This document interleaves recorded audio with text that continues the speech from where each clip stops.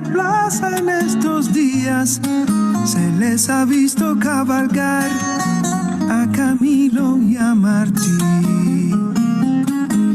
Y delante de la caravana, lentamente sin jinete, un caballo para ti. Vuelven las heridas que nos sanan de los hombres y mujeres que no te dejaremos ir. Hoy el corazón nos late afuera y tu pueblo, aunque le duela, no te quiere despedir. Hombre, los agradecidos te acompañan. ¿Cómo anhelaremos tus hazañas? Ni la muerte cree que se apoderó de ti. Hombre, aprendimos a saberte eterno, así como lo vi Jesucristo. No hay un solo altar sin una luz por ti.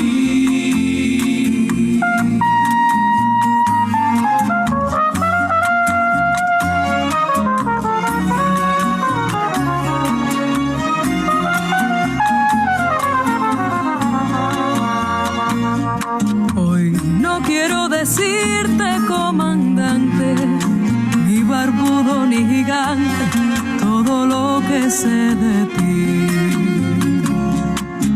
Hoy quiero gritarte, Padre mío, no te sueltes de mi mano, aún no sé andar bien sin ti. Hombre, los agradecidos te acompañan. ¿Cómo anhelaremos tus hazañas? Ni la muerte cree que se apoderó de ti. Hombre, aprendimos a saberte eterno, así como lo vi Jesucristo. No hay un solo altar sin una luz por ti.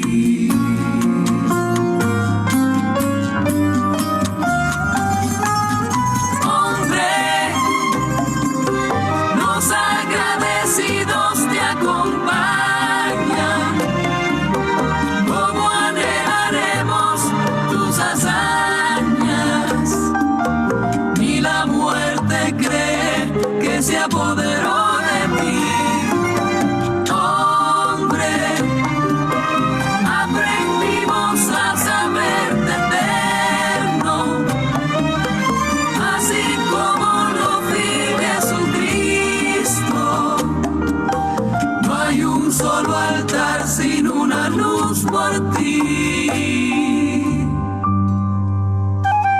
Dicen que en la plaza esta mañana ya no caben más corceles llegando de otro confín.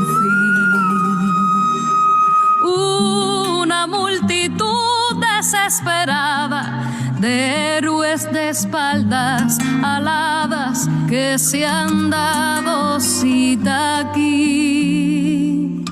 Y delante de la caravana, lentamente sin jinete, un caballo para ti.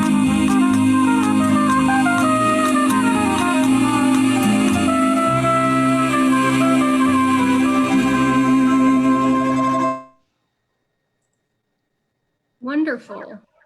That was awesome. Welcome, everybody. Thank you so much for taking the time out of your day to attend this webinar. El sentido del momento histórico.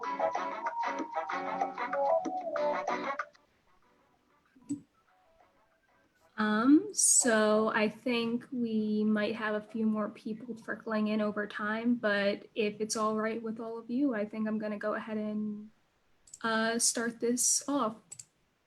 So hi everybody, my name is Lars Bertling. I'm currently a member of the Baltimore branch of the Socialist Unity Party, as well as the People's Power Assembly here in the city.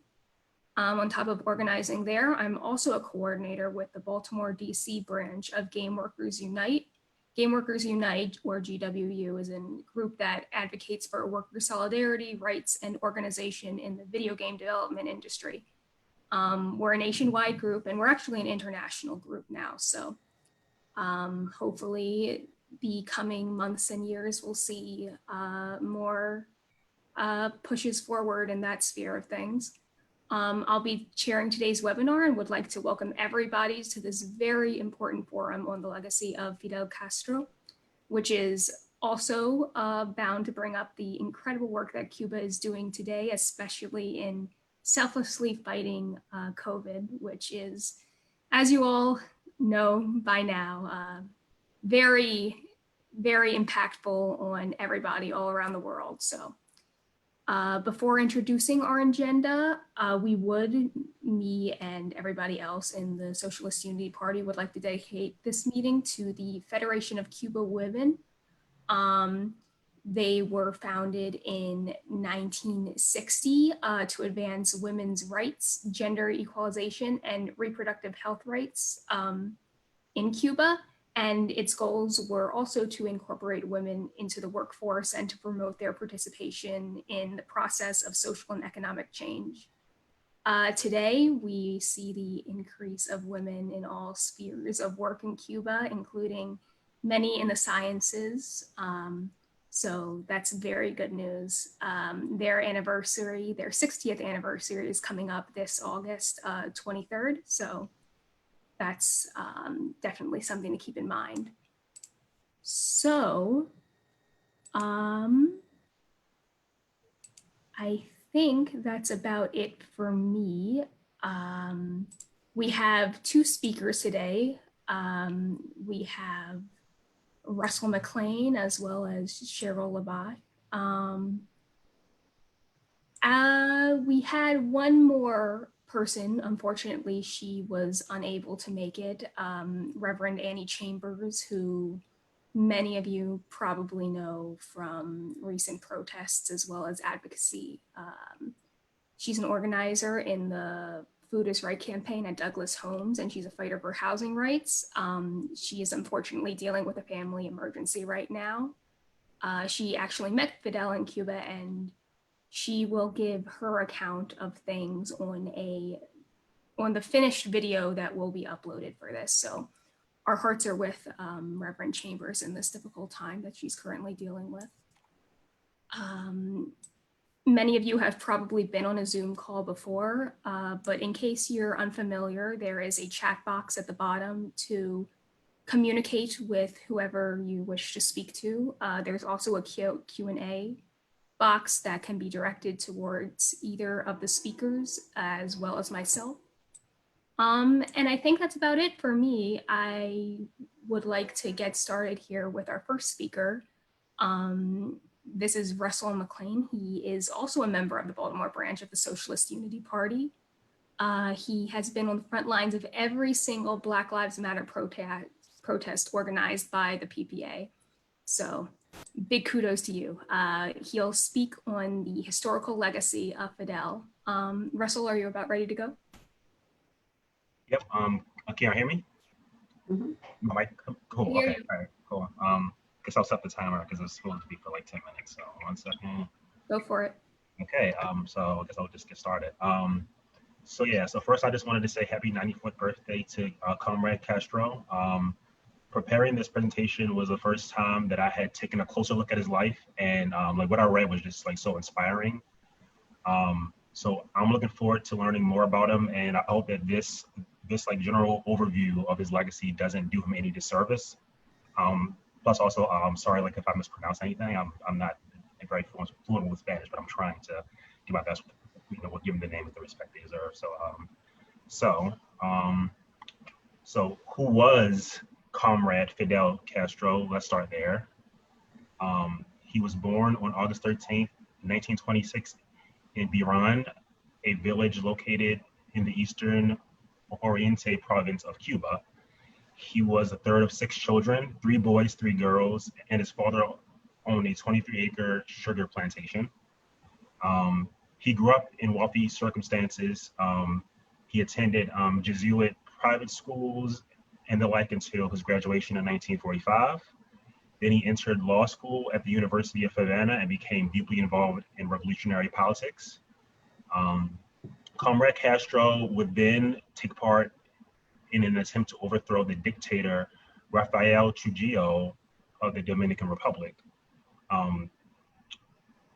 alongside Dominican exiles and fellow Cubans. While this coup was unsuccessful, Castro persisted in the pursuit of his ideals and went on to develop an interest in the writings of Marx, Lenin, and Cuba's own Jose Marti. So I'm going to focus on specific dates for this next part since there's a lot to get through. So first, you have March 10th, 1952. General Fulgencio Batista led the army to stage a coup and establish himself as a dictator before the elections were able to commence to decide the next president of Cuba. And Fidel Castro also ran for a seat in the Cuban House of Representatives during this election as well. But of course, it didn't actually, get to take place. And then we have July 26, 1953. In response, Castro and about 150 supporters carried out an insurrection. The surprise attack targeted the Moncada barracks in Santiago de Cuba, where the rebels hoped to obtain weapons and supplies, as well as to announce the start of the revolution from the base radio station after they had taken the army camp. And though Castro's commando unit was well trained and well organized, the operation ultimately ended in failure, and more than half of them were captured or killed. So then we have October 16th, 1953. So along with 100 defendants that were arrested after the Moncada attack, 65 of whom had not even taken part in the operation, Castro was accused of plotting to overthrow the overthrown Cuban government. Batista and his regime circulated lies about the nature of the insurrection in order to justify the torture and slaughtering of the rebels, as well as prevent Comrade Castro from having a fair trial and exposing the truth. So he was tried in secret and in a small room in the civilian hospital, and he was forced to defend himself, because he was a qualified lawyer. And at this time, Castro gave his legendary "History Will Absolve Me" speech, which was a thorough, scorching indictment of Cuba's current state of affairs. And here's just a sort of a quick selection of great quotes from that speech. So the first one is, "When men carry the same ideals in their hearts, nothing can isolate them. Neither prison walls nor the sod of cemeteries. For a single memory, a single spirit, a single idea, a single conscience, a single dignity will sustain them all." And then here's another. "It is unwise to administer justice from a hospital room surrounded by sentinels with fixed bayonets. The citizens might suppose that our justice is sick and that it is captive. This is how people fight when they want to win their freedom. They throw stones at airplanes and overturn tanks. You imprison the poor wretch who steals because he is hungry, but none of the hundreds who steal millions from the government has ever spent a night in jail. You dine with them at the end of the year in some elegant club, and they enjoy your respect." And the last one, "For my dead comrades, I claim no vengeance since their lives were priceless. The murderers could not pay for them even with their own lives. It is not by blood that we may redeem the lives of those who died for their country. The happiness of their people is the only tribute worthy of them." It's really, really good, but I have to continue with this whole thing. So, to continue, 1 second. So Castro's testimony was so successful that only 31 prisoners were found guilty and most were treated leniently. Castro himself was sentenced 15 years in prison, but was granted amnesty after serving 2. Then he fled to Mexico and formed the 26th of July movement, or M267, with the organization's goal being the liberation of Cuba from Batista's US-backed regime. Then we have December 2nd, 1956. 82 men from the M267 sailed to Cuba in the boat Granma, but were attacked immediately, split up, and pursued relentlessly. Though Batista announced Castro's death to the nation, he was one of the 12 surviving members that managed to regroup in the Sierra Maestra mountain range. This group, which also included peasant sympathizers, Fidel's brother Raul, and Che Guevara, became the core leadership of the guerrilla army and joined up with the other citizens' revolutionary groups that had been resisting. This was the start of the Cuban Revolution. And then December 31st, 1958, the Battle of Santa Clara, which was the decisive victory for the rebels. After learning of the city's capture, the cowardly Batista fled Cuba for the Dominican Republic. He died of a heart attack in '73. Castro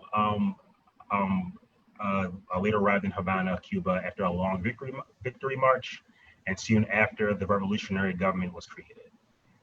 After all of that, the nation underwent massive reforms as it turned to communism and allied itself with the Soviet Union. This strained the relationship between Cuba and the US.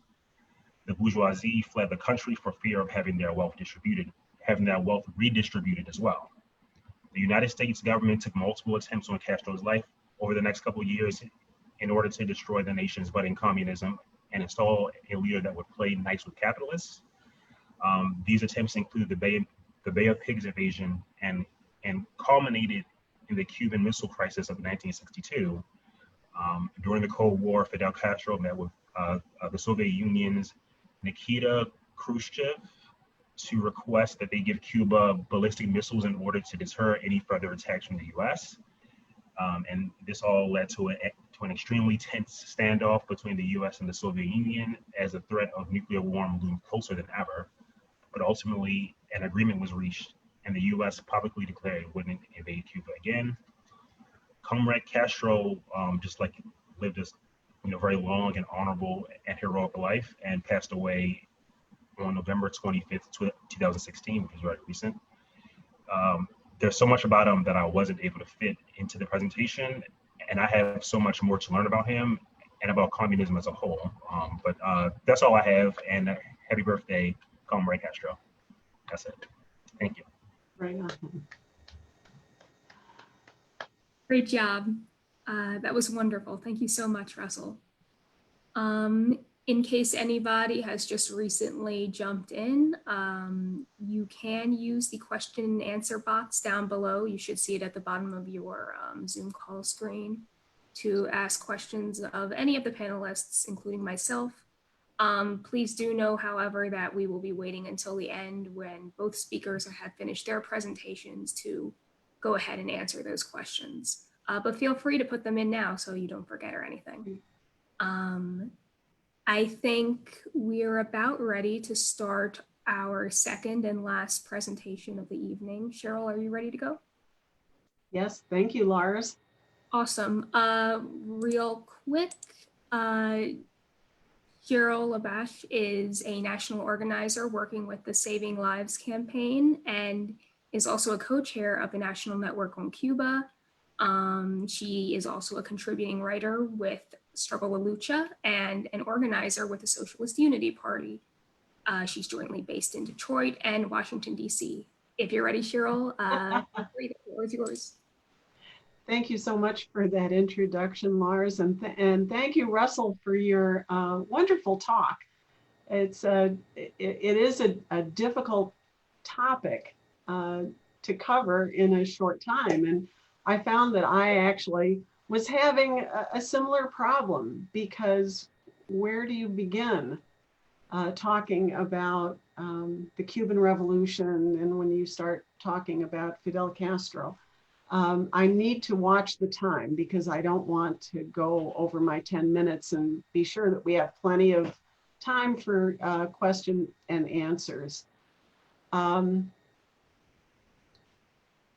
first went to Cuba in 1985, and I'm going to have slides too. And even before that, during the Vietnam War, I was oriented to Cuba because the only place that you could get information, real factual information about the war in Vietnam was through Radio Havana, Cuba. And, you know, I worked, I was married and I worked at the university library in Columbus, Ohio. And every night, my husband, who was a graduate student, and I would tune in to Radio Havana to hear the news from Vietnam. And it helped us to be better anti-war activists at that time.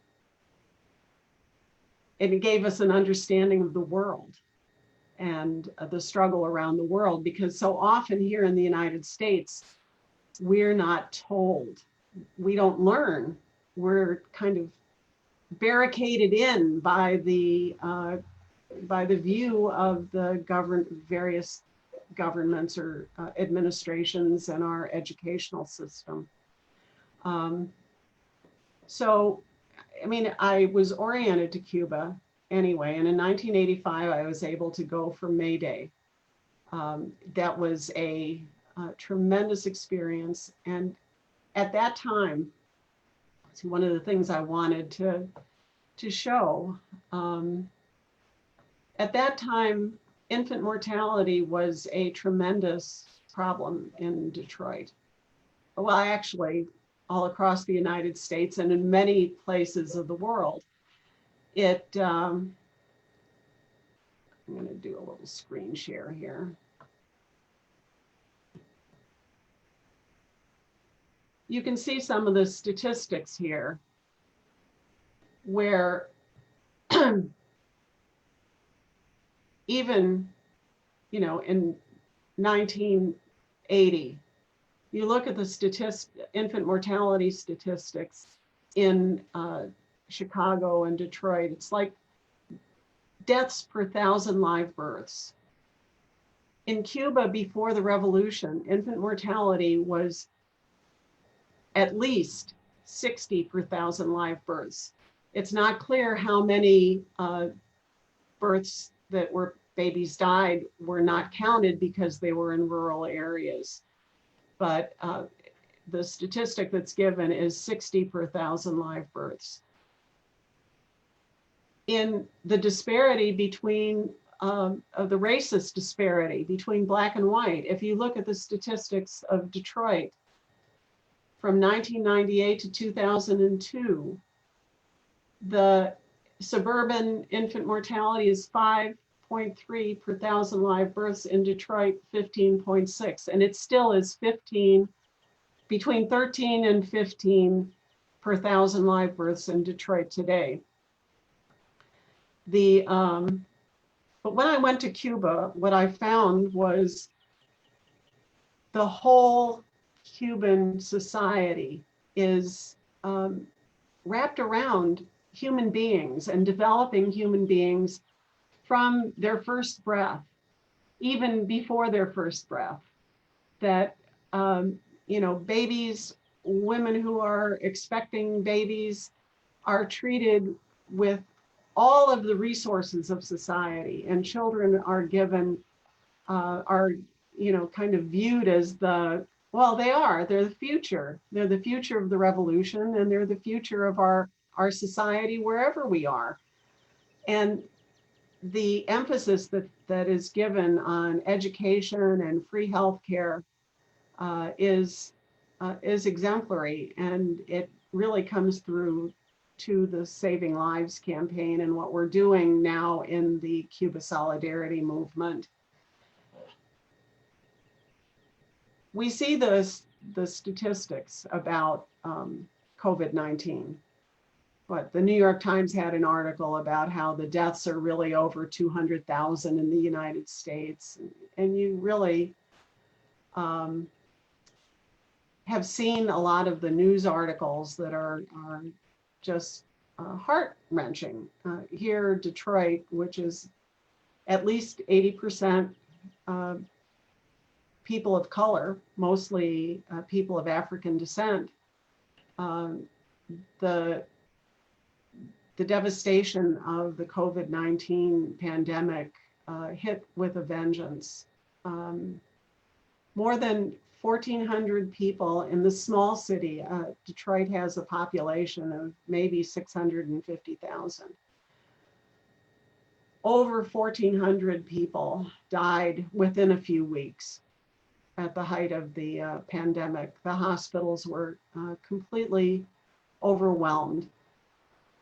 People were not, when people went to the hospital, people were afraid to go to the hospital, but if they went to the hospital, they were actually sent back home and said, oh, take something to take your fever down and come back if you're sicker.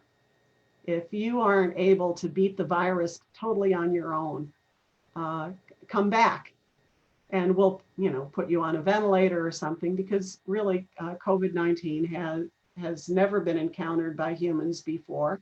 And this was almost, the United States was not prepared at all, even though it should have and could have been prepared. So what Cuba did that was different, first of all, it told everybody, wear masks and wash your hands. And Vietnam said that too, and China said that too. There wasn't any waffling, well, maybe you do, maybe you don't, today you do, this one says you don't. No, they said, wear a mask, wash your hands, stay home.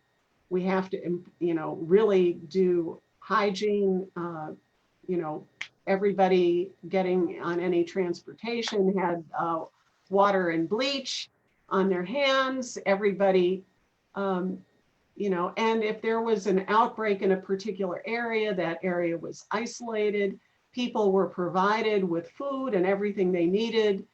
There was contact tracing, but also Cuba said, well, if people are going to have to fight this off, let's improve their immune systems. There's something called interferon alpha 2b recombinant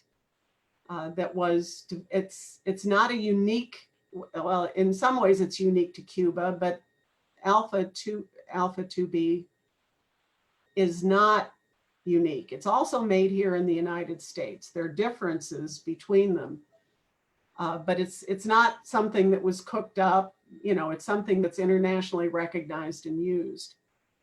What, according to the Chinese scientists, Cuba began doing is develop, because the virus first gets into your body through your nasal cavities, through your lungs. Cuba started making it atomized so you could use it as an inhaler and nose drops. And this is one of the ways that Cuba was able to actually stop transmission between people who are sick and the healthcare professionals. More than 900 healthcare professionals here in the United States have died of COVID-19.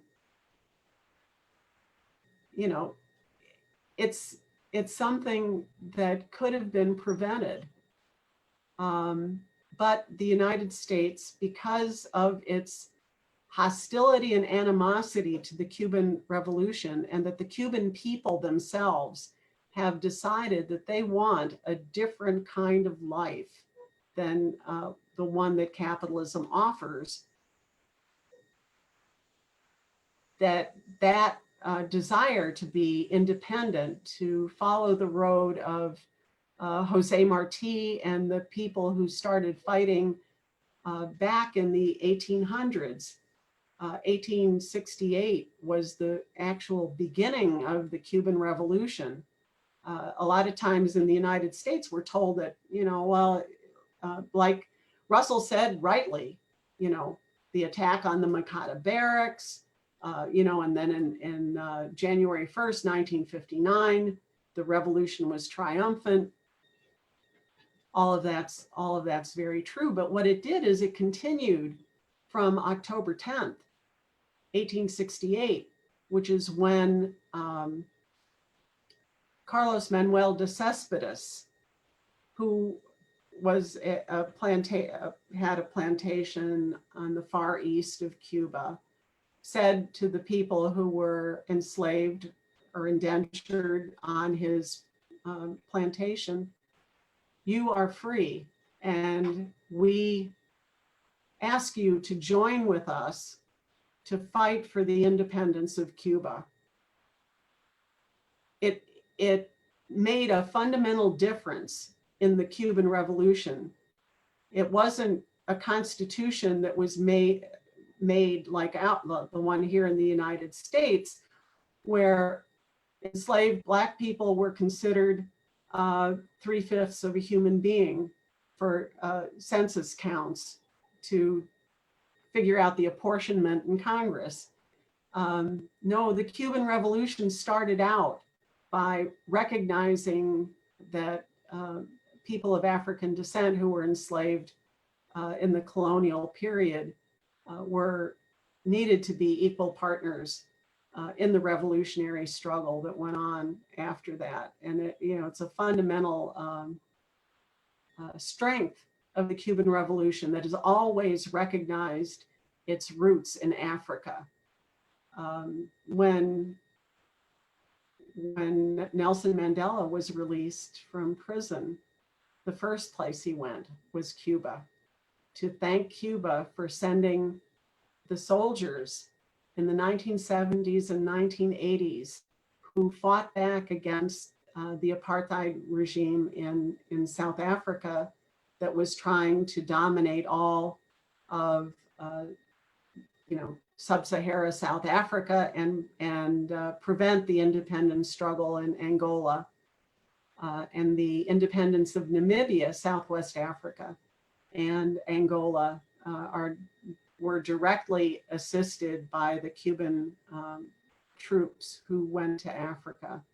And it was a very big contribution. And Cuba always has said, the only thing we took was our 2,000 people who died, our 2,000 Cubans who died, and we brought their bodies home, but we took nothing else from Africa. There's some really excellent movies about that too, and about the negotiations. But that's kind of what is unique about Cuba. One of the things that the current administration is saying is that the Cuban International Brigades, let me see, I do have a picture of that. The Cuban International Brigades, actually I have this one,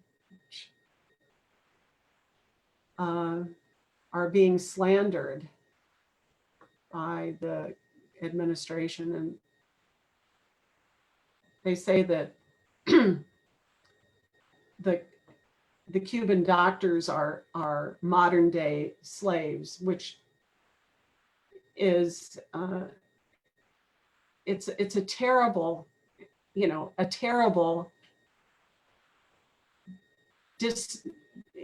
hard to find the words to say what a large disservice it is, because Cuba, since the earliest days of the revolution, has provided assistance. Even when half of the doctors left after the revolution, there were 6,000 doctors, and then all of a sudden there were just 3,000 doctors for the whole country. And many, many people throughout the country had no health care at all. So these are the lower right-hand side is the map that shows a lot of the countries where Cuba has been helping with the pandemic. But Cuba is in more than 60 countries with all kinds of assistance, sports, healthcare for sure, teachers, literacy. In addition to the literacy campaign that went on in Cuba, a whole program called Yo Si Puedo to help adults learn how to read and write. And that has been used in Haiti, throughout Latin America. It ended illiteracy in Venezuela, Bolivia, Ecuador. It's been used in New Zealand. It's been used with indigenous people, indigenous languages. It's not only teaching people Spanish. So these are all international contributions that Cuba has made because, as Jose Marti said, homeland is humanity. But what's our responsibility here in the United States? I mean, the United States has blockaded Cuba since 1962.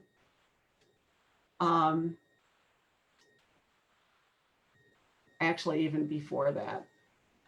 And this, while there was a socialist camp, it meant that Cuba had a buffer. It had a way of a place where international trade could take place. After the Soviet Union disappeared, collapsed, fell apart, it meant that Cuba had to figure out how it was going to deal on a market, the international market that's dominated by US imperialism. And Cuba was able, through urban gardening and through various ways of people mobilizing and international solidarity from other countries, to reestablish its economy and really to begin to thrive around 2000. But there's been this political struggle between the forces of progressive forces in the world that support Cuba, maybe not all aspects of Cuba, but support Cuba's right to be independent and have sovereignty. And then the US and the one ally that's always voted with the United States in the United Nations since 1992 is Israel, has voted to maintain the blockade. But there have been votes in the United Nations at these annual votes where all of the countries, all 191 countries have voted to end the US blockade, and only the US and US and Israel have voted to maintain it. And it shows the international solidarity that and recognition and respect that Cuba has developed through its internationalism. And we saw that with Ebola, when Ebola broke out in Africa, a terrible viral disease. Cuba was asked to send doctors, and Cuba did send doctors and was given an award by the Pan American Health Organization for its contribution. So here in the United States, we have a particular responsibility. And while it may seem like it's an overwhelming thing, quite honestly, I think we're winning. I think that there are many examples of why Cuba, the sentiment about Cuba, the popular understanding, even if it's not, fully understood, is very broad and deep here throughout the United States. We saw a Cuban-American man who lives in Seattle now bike across the country, where he met with people in many states on his way to Washington, D.C. to advocate, to deliver 2,000 signatures, mostly from Cuban Americans living here and around the world, calling on the Trump administration to ease the blockade, even if it's only during the pandemic, so that Cuba can get the PPEs and other international medicines and things to make medicines that they have been denied by the blockade. So what we're seeing is millions of people from the United States have gone to Cuba over the past few years when direct flights were instituted. They have said that, you know, what's the big thing about Cuba? You know, why is there a blockade? I've gone there and it's wonderful. The people are very friendly and they welcome us, and they're very well educated. Why are we blockaded? Why is the United States blockading Cuba? So more people feel that way. And since 2016, and it's increased recently, 14 city councils have passed resolutions to end the blockade. And now we have city councils that are actually passing resolutions calling on medical collaboration between the United States and Cuba, even sending doctors, or at least collaborating so that medicines like interferon alpha 2b and other immunity enhancing medicines are shared. In addition, we just found out over the past week that a musician, a Cuban musician who lives in Minnesota, was struck with COVID, and his doctor was willing to collaborate with Cubans through the internet, Cuban doctors through the embassy in Washington and on the island, to figure out how to save his life. And his life was saved. That's covered now in an article in the Washington Informer. So it shows that all of these deaths that have been experienced, all of these human tragedies that have been experienced throughout the country, throughout the United States and throughout the world, through international solidarity and collaboration, it can be stopped even before there's a vaccine. We can get a hold of it, but it depends on us raising our voices and demanding that the US government and the blockade, that we be allowed to invite Cuban medical and scientific professionals to help us get a handle on these deaths. So before I talk too long, I'll end it there and we can talk more in the question and answer.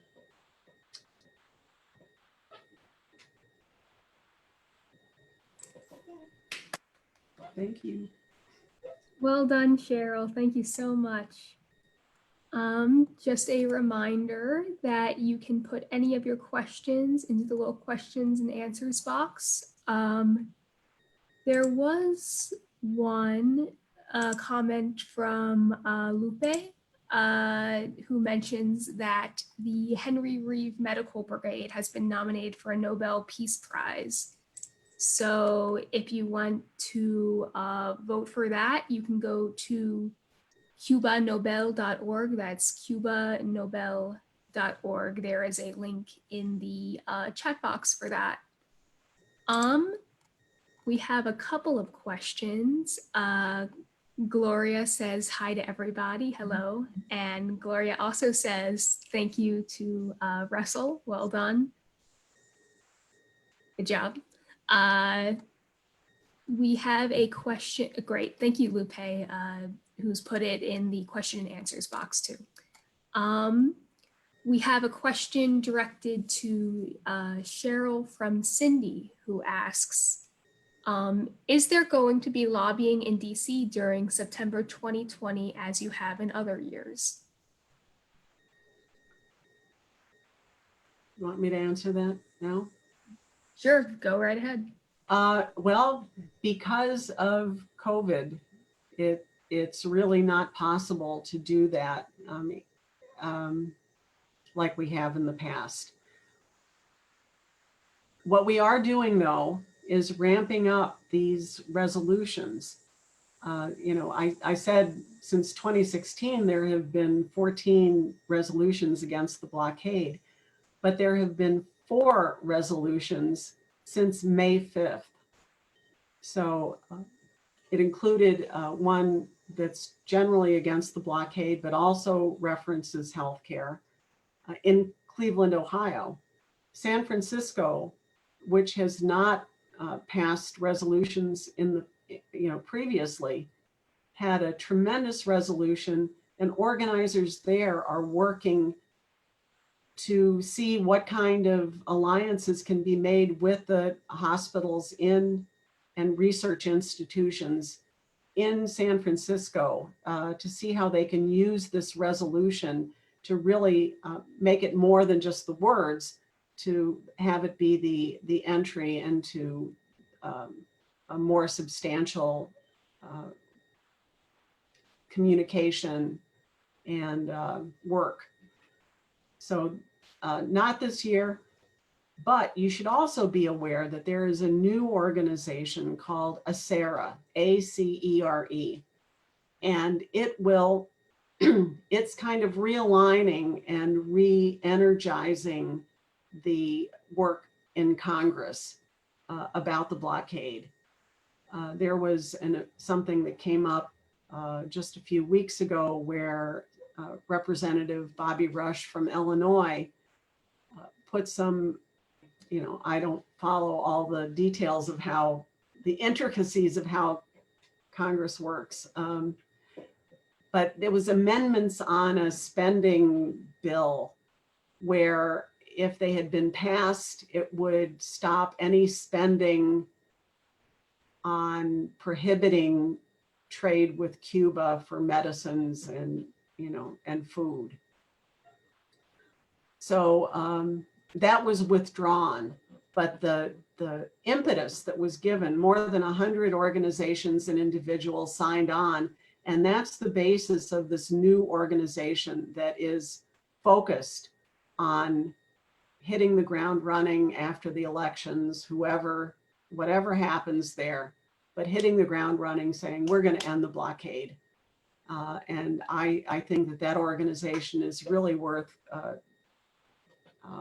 let me see if I can find the website so I can put it in the chat for people who are interested in pursuing that. And I think, Cindy, we've worked together on that, but I don't think there's anything happening in Washington between now and the end of the year, honestly. Cool. Thank you, Cheryl. I think there was a question from Liz as to whether everybody's muted. That is correct. If something needs to be said, currently only the presenters can speak. I'm pretty sure that's the case. Sharon probably has some control over that, but here you go. Okay, cool. Yes, we have some more questions. This one is also directed to Cheryl, but I suppose if Russell, if you know something about this, then you're welcome to answer as well. There's a question from Gloria as to how did all 11 million people get masks? I'm assuming this is related to the distribution of masks in Cuba. That I don't know about, so maybe Cheryl knows that. Fine. Well, people made them. There you go. People made them. You know, it's one thing about Cubans. They don't sit around and wait for somebody else to do something. They organize the committees for the defense of the revolution. Here's a story of this elderly woman making masks. And, you know, when the bus driver came down the street, you know, she was handing him a mask, you know, or handing them a mask. So there was a lot of self-organizing. But, you know, they are providing masks for people too through the mass organizations. Awesome.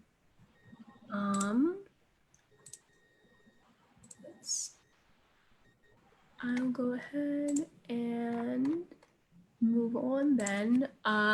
This one is across the board for both Russell and Cheryl, whoever wants to answer. Any thoughts, or anybody wants to talk about elections in Cuba, compare and contrasting that with the elections, how they're held in the US?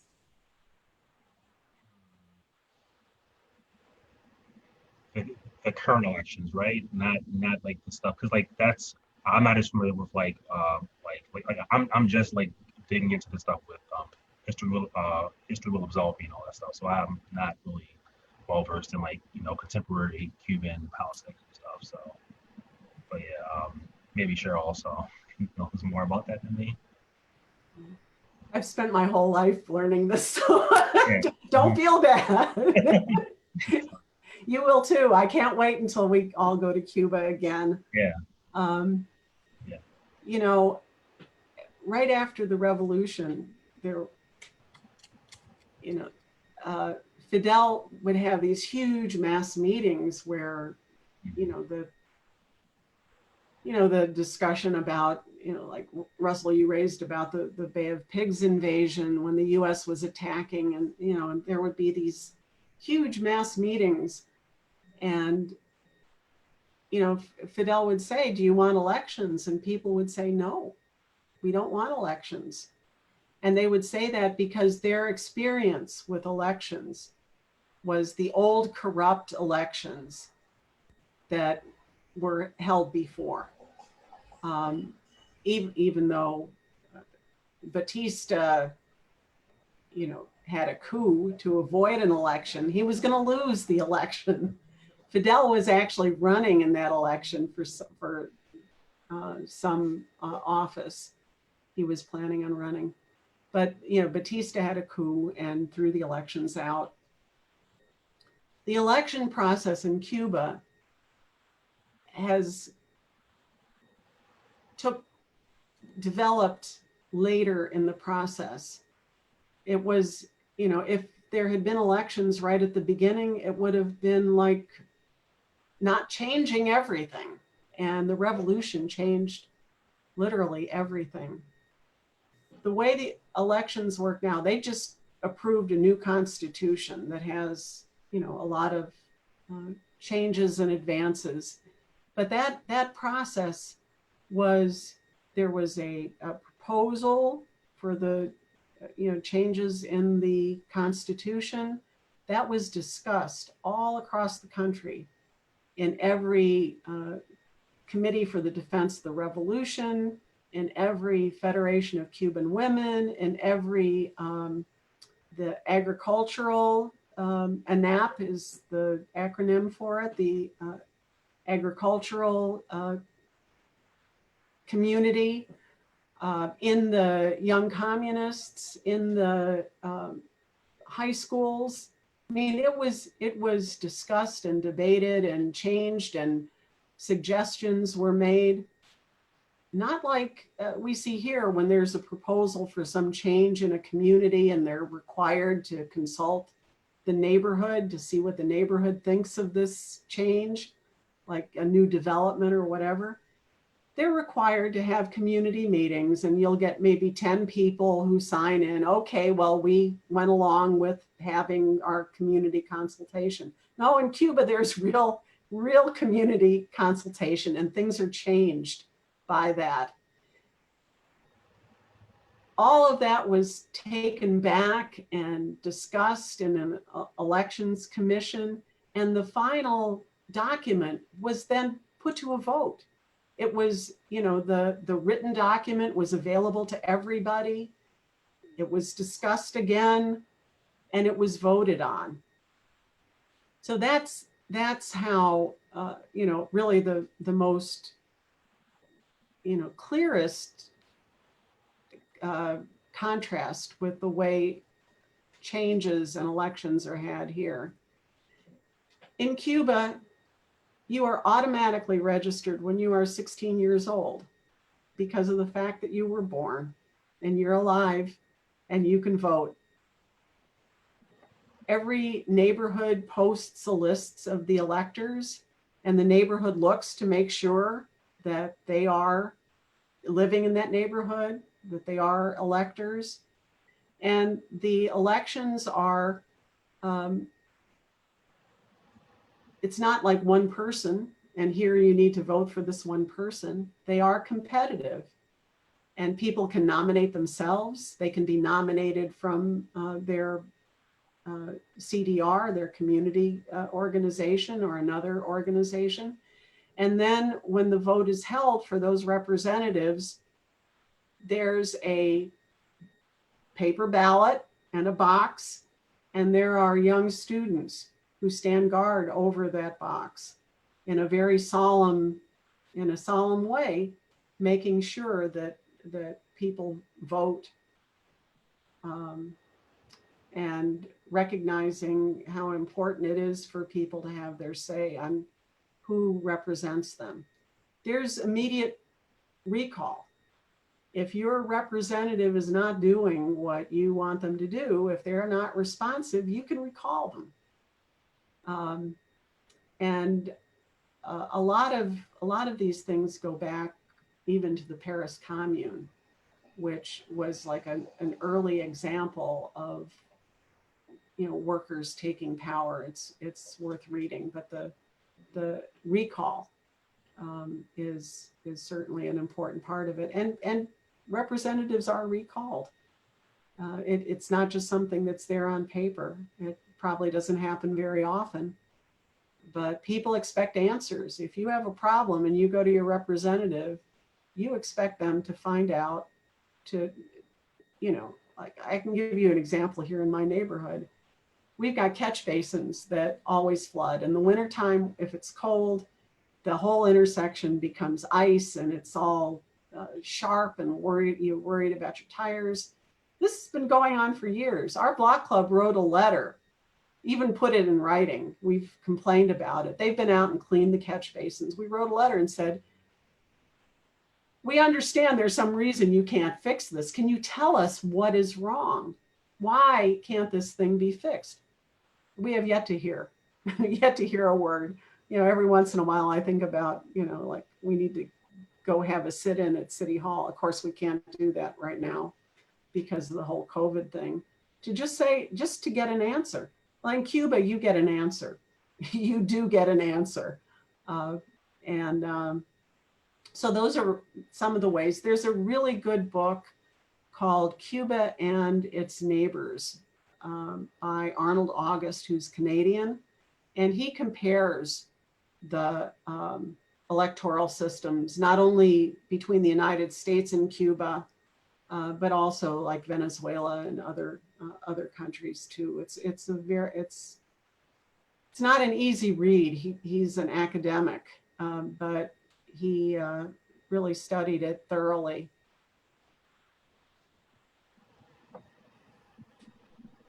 Thank you so much, Cheryl. Russell, you have a question. Yeah, from Sharon. Yep. Struggle La Lucha would like to know, in the beginning of your studies, what was one of the things that stood out in your mind in terms of FIDEL'S contributions and qualities that most impressed you personally? Mm-hmm. Yeah. So obviously I can't claim to know everything about Fidel Castro for reading History Will Absolve Me, but I feel like that one sort of manifesto gives you a really good look at like the core of his character, and like it just gets like first of all just the situation, like the predicament he was in, right? Like just the fact that he had to defend himself because Batista's regime was like preventing him from being seen, like I think like he says like there was like multiple times where he was supposed to be seen, but like they like canceled his hearing because like they just didn't want him to testify because they knew he was going to expose things, and so like, and just that, like the fact that he sort of used like he delivered this like 4-hour sort of like scathing indictment of like like the current situation in Cuba, like that is just a really powerful predicament. But also just like, if you just like read what he said, just like you get a sense for, his resolve, like just how, serious he was about, his ideals. You get a sense for his compassion for his people, for his country. There's even times where he, like when he's describing what happened during the Manada, barracks attack, that like he describes that his unit, which was like just this sort of like not ragtag, but it was a bunch of kids and people who just like just were tired of being oppressed, and who just sort of banded together. But like they treated the the army with respect. Like they didn't like mistreat them, or like like even like kill or wound any of them. Like they just tied them up, and they didn't do anything sort of unbecoming to them. Like they just the unflinching, like the way he just like unflinchingly adheres to his principles, you know what I mean? And just like just compassion, the humility, just all that stuff just is just really inspiring. And I would just want to learn more about him. But also just like that was just a really good sort of introduction to him, I think. So yeah. Thanks, Russell. I noticed that Gloria has her hand raised in the participants list. I don't think we have it set to have attendees be able to use their mics, but Gloria, if you would like to state any, okay. Yep. So questions. We have another one here for anybody. This one is from Matthew, and Matthew asks, the Cuban alliance with the USSR was the main alliance, but what was the relationship with China? Did Fidel know Mao? That I didn't look into as much. I just know about the Soviet Union, so yeah, I'm not sure about that part.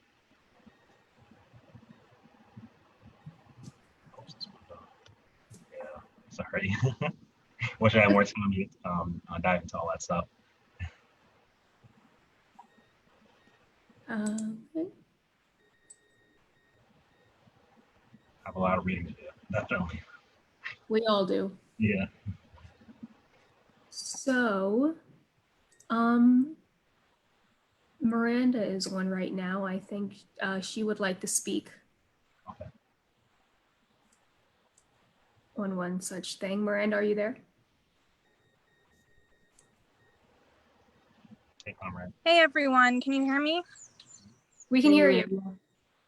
I'm Miranda. I'm going to talk a little bit about SUP Baltimore. We just recently asked City Council to pass a resolution condemning the blockade of Cuba. Like Cheryl was talking about, many cities have already done this. I actually went to Cuba in November and we visited a local health clinic. Something we learned is that all Cubans can train to be doctors. There are actually hospitals that are just devoted to women, just devoted to children.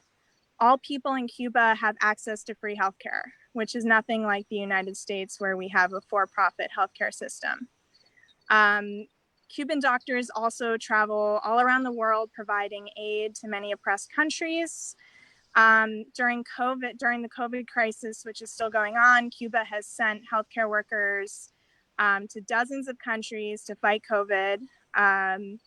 Cuba's also worked directly with China to distribute interferon alpha 2B, which is a drug that can help prevent the virus. So we're demanding that the US end the blockade and collaborate with Cuba in fighting the pandemic and saving people's lives. If you go to our Facebook page, SUP Baltimore, you can sign up there to get more info about this and get involved. Great. Awesome. And that's SUP Baltimore at Facebook. Thank you so much, Miranda.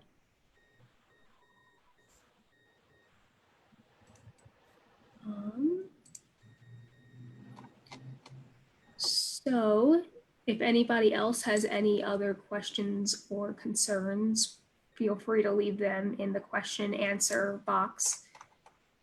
We also have some comments in the chat. I can go ahead and read those as well. Yes, and Struggle La Lucha just posted the name of the Facebook page in the chat. So if you want to follow up on what Miranda just spoke about, please go there. Yes, and Saving Lives campaign as well as in the chat too. It looks like currently we don't have any more questions. I don't believe I've missed any, so I'll go ahead and read some comments out from people.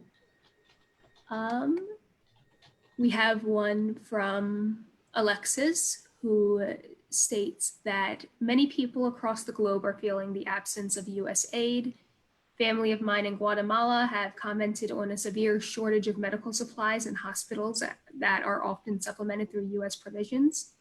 Not an advocate for US interventions, simply stating that aid should be global and communal, and also great presentation.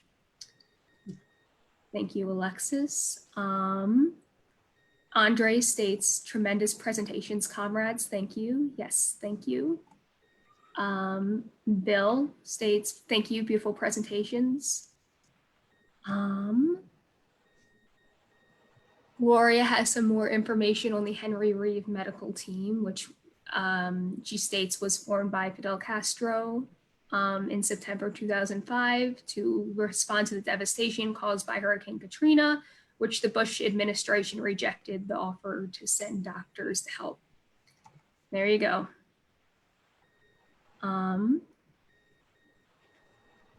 We have a couple of comments from Aaron here that elections in Cuba start in the neighborhoods who select individuals to represent them at each level of government.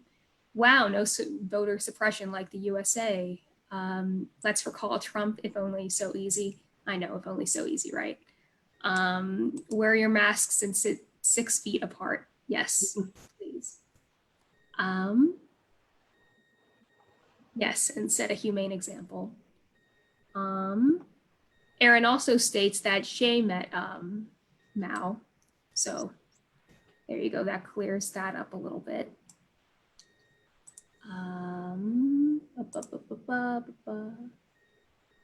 Yes, and we have some more links down there from everybody on where you can go to follow up on any of those things that any of the panelists have been speaking about today.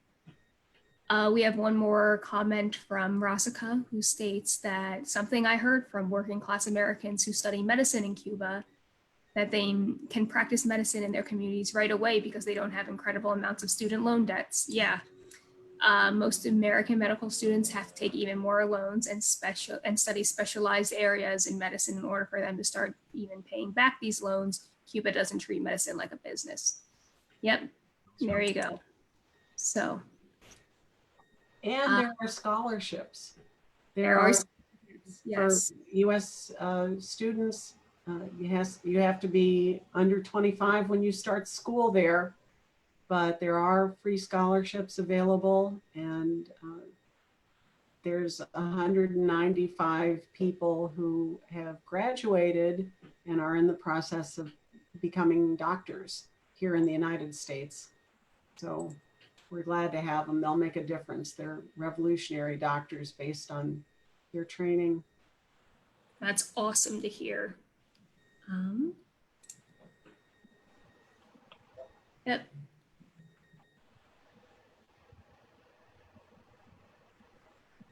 Yeah. Okay, cool. That looks like it's about it. Thank you to everybody who joined, and thank you to the presenters again. Do we have any last minute questions or comments that we'd like to throw in the chat or the Q&A?